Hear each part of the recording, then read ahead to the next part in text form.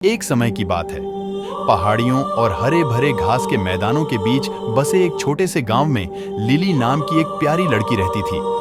उसकी आंखें सुबह की ओस की तरह चमक रही थीं और उसकी हंसी संकरी पथरीली गलियों में गूंज रही थी। लिली अपनी दयालुता के लिए जानी जाती थी और उसका दिल ऊपर खुले आसमान जितना बड़ा था। लिली फूलों से सजी एक आरामदायक झोपड़ी में रहती थी। उसका अभयारण्य गर्मजोशी और प्यार से भरा हुआ था। सूरज की रोशनी की पहली किरणों ने गांव को धीरे से चूमा, जिससे देहाती इमारतों पर सुनहरा रंग छा गया। लिली के दिन साधारण सुखों से भरे हुए थे।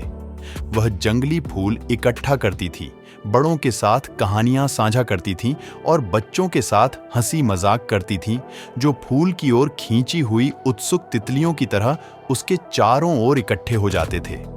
एक दिन गांव के बाहरी इलाके की खोज करते समय लिली एक गुप्त घास के मैदान पर पहुंच गई।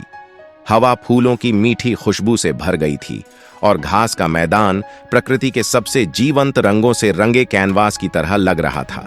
लिली ने इस जगह को अपने तक ही सीमित रखने का फैसला किया, एक छिपी हुई जगह जहां वह एकांत में आराम कर सकती थी। अपने आनंदमय बाहरी स्वरूप के बावजूद लिली में छिपी हुई भावनाएं थीं। गांव आकर्षक होते हुए भी कभी कभी छोटा लगता था। वह अपनी सीमाओं से परे किसी चीज की चाहत रखती थी, एक ऐसी इच्छा जो उसके दिल को छू जाती थी जब चांदनी रात का आकाश ऊपर खुलता था।